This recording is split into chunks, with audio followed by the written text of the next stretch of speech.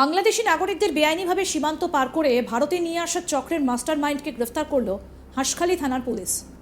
সূত্রের খবর, বেআইনিভাবে বাংলাদেশ থেকে ভারতে প্রবেশকারী বাংলাদেশি নাগরিক এবং তাদের ভারতে নিয়ে আসতে সাহায্যকারী পাচারকারীদের বিরুদ্ধে লাগাতার অভিযান চালাচ্ছে রানাঘাট জেলা পুলিশ। ইতিমধ্যে হাঁসখালি এবং ধানতলা এলাকা থেকে বাংলাদেশি সহ একাধিক পাচারকারীকে গ্রেফতার করেছে পুলিশ। এবার তাদের জিজ্ঞাসাবাদ করে সোমবার 16 ডিসেম্বর রাতে অভিযান চালিয়ে কৃষ্ণগঞ্জ থানার তারকনগর সুকান্ত পল্লী থেকে পাচার চক্রের মূল পাণ্ডাকে গ্রেফতার করল পুলিশ। পুলিশ সূত্রে খবর, ধৃত পাচারকারীর নাম অপু ওরফে সাগর বিশ্বাস। ওই চক্রে আরও কারা জড়িত তা জানতে মঙ্গলবার 17 ডিসেম্বর দুপুরে ধৃতকে নিজেদের হেফাজতে চেয়ে রানাঘাট আদালতে তোলে হাঁসখালি থানার পুলিশ।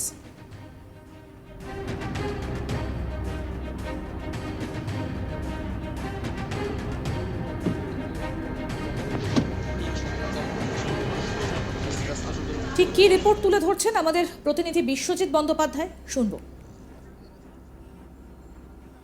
বাংলাদেশের নাগরিকরা যেভাবে ভারতে আসছে তাতে পুলিশ প্রশাসন ও সীমান্তরক্ষী বাহিনী চিন্তায় আছেন, কিন্তু কড়াকড়ি ও সজাগ থাকায় অনেককে যেমন ধরা পড়ছে, পাশাপাশি দালাল চক্রও ধরা পড়ছে।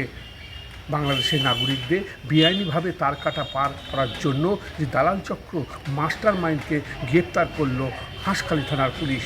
পুলিশ সূত্রে জানা গেছে, বেআইনিভাবে বাংলাদেশ থেকে ভারতে প্রবেশকারী বাংলাদেশি নাগরিক ও তাদের ভারতে নিয়ে আসতে সাহায্যকারী পাচারকারীদের বিরুদ্ধে লাগাতার অভিযান চালাচ্ছে রানাঘাট জেলা পুলিশ।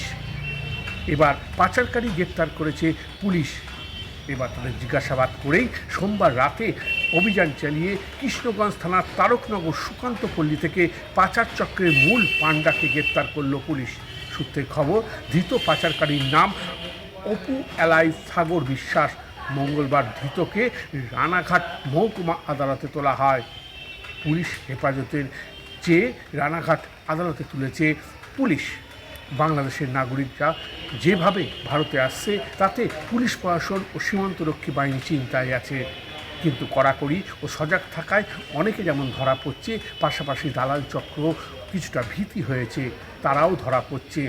এবার ধরা পড়ল পাচারকারী মূল পাণ্ডা, যার নাম অপু এলাই সাগর বিশ্বাস। মঙ্গলবার রানাঘাট মহকুমা আদালতের কাছে তোলা হয়। বাংলাদেশি নাগরিকদের বেআইনিভাবে তার কাটা পার করার জন্য দালাল চক্রের মাস্টার মাইন্ডকে গ্রেপ্তার করাতে কিছুটা হলেও তারা আরও কাউকে ধরতে পারবে বলে আশাবাদী পুলিশ প্রশাসন।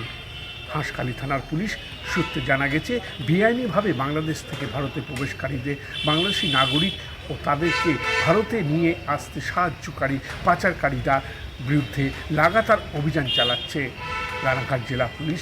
এবার পাচারকারী গ্রেপ্তার করেছে তখন তারা জানতে পারে এবং জিজ্ঞাসাবাদ করে তারা বুঝতে পারে যে মূল পাণ্ডা যে অপু এলাই সাগর বিশ্বাস, তাদেরকে নিয়ে এসেছে অনেককেই।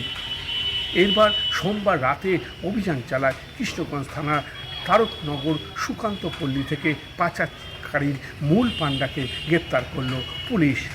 আর এই নিয়ে যথেষ্ট আলোড়নও পড়েছে এলাকায়, কারণ পাচারকারীর মূল পাণ্ডা ধরা পড়াতে কিছুটা হলেও আরও তদন্ত এবং আরও কেউ এর সঙ্গে যুক্ত কিনা তা পুলিশ তদন্তে নেমে দেখছে। অপু এলাই সাগর বিশ্বাস মূল পাণ্ডা এবং তাকে জানতে পেরে আরও অনেক কিছু তথ্য পাওয়া যাবে বলে আশাবাদী পুলিশ। বাংলাদেশের নাগরিকরা যেভাবে ভারতে আসছে সেখানে বাধার সৃষ্টি করছেও অনেকেই। পুলিশ প্রশাসন এই বিষয়ে সজাগ। পুলিশ প্রশাসন ও সীমান্তরক্ষী বাহিনী চিন্তায় যখন ছিলেন তখন কড়াকড়ি এবং আরও বেশি করে তারা বিভিন্ন জায়গায় খোঁজ খবর এবং তল্লাশি চালাচ্ছে এবং দালাল চক্র ধরা পড়াতে এবং বাংলাদেশের নাগরিকদের বেআইনিভাবে তার কাটা পার করার জন্য যে দালাল চক্রের মাস্টারমাইন্ডকে গ্রেপ্তার করে হাঁসখালি থানার পুলিশ। নদিয়া থেকে বিশ্বজিৎ ব্যানার্জি, আজ তাক বাংলা। প্রসঙ্গত বলি, সনাতনী প্রতিবাদী সাধু চিন্ময় কৃষ্ণ দাসের গ্রেপ্তারির পর কিন্তু বাংলাদেশের পরিস্থিতি রাতারাতি আরও বদলে গিয়েছে। সংখ্যালঘু হিন্দুদের উপর অত্যাচার আরও বেড়েছে বলে জানা গিয়েছে। এই পরিস্থিতিতে আবার বাংলাদেশের কট্টরপন্থী নেতারা ইসকন সহ হিন্দুদের মন্দির ভেঙে গুঁড়িয়ে দেবার নিদান দিচ্ছেন। সেই গরমাগরম বক্তৃতা সোশ্যাল মিডিয়াতে বেশ ভাইরালও হয়েছে। এই আবহে সীমান্ত দিয়ে বাংলাদেশি অনুপ্রবেশ বাড়তে পারে, এই সম্ভাবনায় কিন্তু নজরদারি আরও জোরদার করেছে বিএসএফ। এই নজরদারি ও জেলা পুলিশের সঙ্গে যৌথ সমন্বয়ের ফলে পাচার চক্রের এই মাস্টার মাইন্ডকে গ্রেফতার করা সম্ভব হলো বলেই মনে করা হচ্ছে। প্রসঙ্গত বলি, বাংলাদেশের দিকে দিকে চলছে হিন্দুদের ওপর হামলা। ইসকনের সন্ন্যাসী চিন্ময় কৃষ্ণ দাসকে গ্রেফতারের প্রতিবাদে জ্বলছে বাংলাদেশ। ঢাকা, চট্টগ্রাম থেকে রংপুর তার মুক্তির দাবিতে দিকে দিকে পথে নেমেছেন হিন্দু ধর্মাবলম্বী মানুষজন।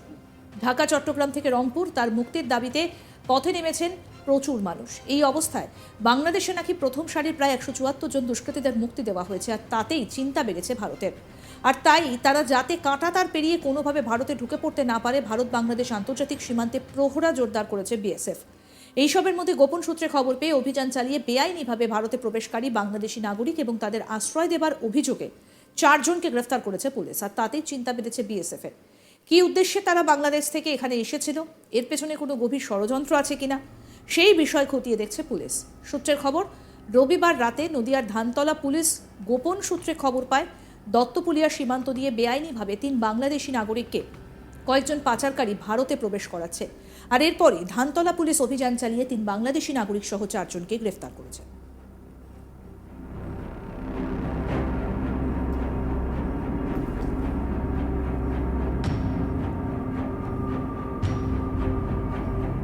এই 4 জনকে গ্রেফতার করা হয়েছে, কি বলছেন তারা, আসুন শোনাই। বাড়ি শুয়ে আছি, বলছে চলো। কোথায় ছিল বাড়ি? বাংলাদেশে বলে। বাংলাদেশে বাড়ি কারোর? না না, বাংলাদেশে না, বাড়িতে শুয়েছিলাম, বললো দরকার আছে চলো, বলে নিয়েছে, ধরে দিয়েছে, কোনো কিছুই নেই। বাড়ি শুয়ে আছি, বলছে চলো। কোথায় ছিল বাড়ি? বাংলাদেশে বলে। বাংলাদেশে বাড়ি কারোর?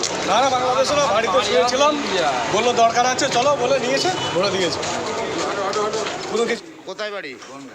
ধরলো কেন? ধরলো কেন পুলিশ? বর্ডারে গেছিলাম ঘুরতে। কেন গেছি? বর্ডারে রাত্রিবেলা ঘুরতে গেছিলেন?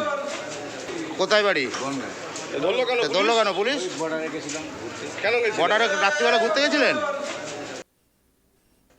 পুলিশ সূত্রে খবর, ধৃতদের মধ্যে 3 বাংলাদেশির মধ্যে একজন ছোট। ধৃতদের বাড়ি বাংলাদেশের খুলনা জেলায়। একই সঙ্গে ঘটনায় 5 পাচারকারীকেও গ্রেফতার করেছে পুলিশ। ধৃত পাচারকারীদের মধ্যে 2 জন বনগাঁ এবং 3 জন ধানতলা থানা এলাকার বাসিন্দা। সোমবার ধৃতদের দুপুরে রানাঘাট আদালতে তোলে ধানতলা থানার পুলিশ।